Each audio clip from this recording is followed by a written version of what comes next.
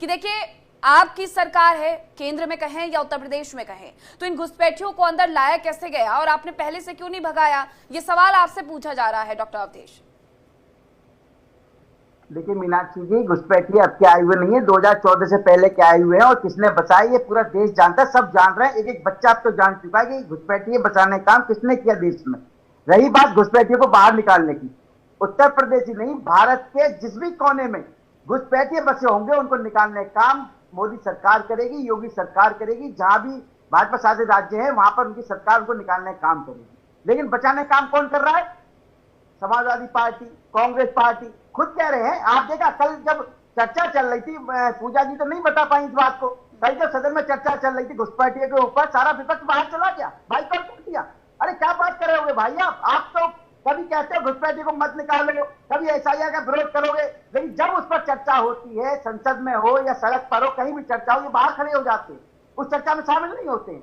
सच्चाई ये है घुसपैठिए को जो निकाला जा रहा है ये कहीं ना कहीं देश की आंतरिक सुरक्षा को देखते हुए मोदी सरकार का एक महत्वपूर्ण कदम है। इसमें तो विपक्ष को भी साथ आना चाहिए कि भाई जब देश की सुरक्षा की बात हो तो विपक्ष को भी साथ खड़ा होना चाहिए। लेकिन डॉक्टर अवधेश जी, एक वाजिब सा सवाल है जो हर विपक्षी दल कि बॉर्डर पर सिक्योरिटी की जो पूरी जिम्मेदारी है वो तो गृह मंत्री की है, फिर आखिरकार कहां यहां पर जो है वो कमी रह जा रही है। इसी के साथ संसद के अंदर में ही गृह मंत्री अमित शाह ने इस बात का जिक्र किया था कि बंगाल में जो है तकरीबन इतने किलोमीटर का एरिया है जहां पर हमें फेंसिंग करने नहीं दिया जा रहा है, जो हमने बार बार कई बार डिबेट में भी इस बात को उठाया था।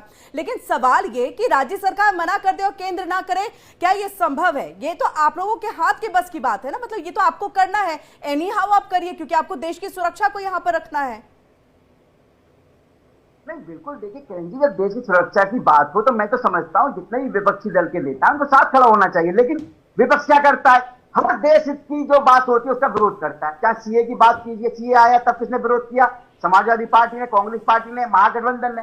आज एसआईआर हो रही है, एसआईआर का पहले कहीं विरोध सुना आपने? 1950 में भी हुई थी, 64 में, 75 में, 10 साल होती है, कहीं विरोध सुना आपने? 2002 में भी हुआ था और इसी 2002 में जब हुआ था एसआईआर, इसी एसआईआर का समर्थन किया था ममता बनर्जी ने, और आज वो ममता बनर्जी इसका खुलकर विरोध कर रही है। पश्चिम बंगाल में उसके जो नेता है वो बीएलओ को धमका रहे हैं, जान से मारने की धमकी दे रहे हैं। अब बताइए तो क्या करें, कहां जाए?